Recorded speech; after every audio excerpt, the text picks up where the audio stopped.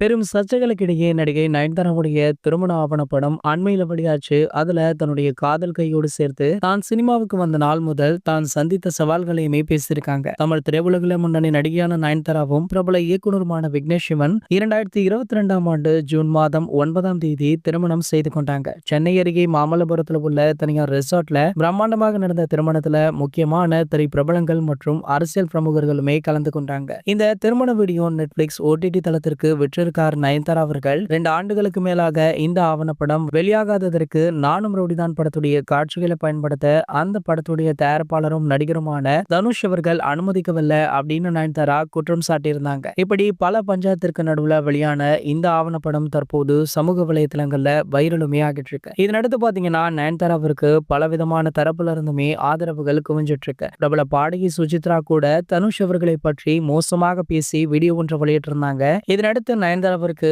பல முன்னணி நடிகைகள் ஆதரவு தெரிவித்ததை அடுத்து தற்போது பாத்தீங்கன்னா அதிர்ஷ்டருடைய மனைவியான ஷாலினி அவங்களுமே ஆதரவாக பேசியிருக்காங்களா. சோ இவங்க பேசிய இந்த தகவல் தற்போது சமூக வலைதளங்கள்ல வைரலுமே ஆகிட்டு இருக்கு. இது போன்ற சினிமா செய்திகளை பத்தி நீங்க உடனே தெரிஞ்சுக்க நம்மளுடைய அஜித் டாக்கீஸ் அப்படின்ற நம்ம சேனலை சப்ஸ்கிரைப் பண்ணிக்கோங்க.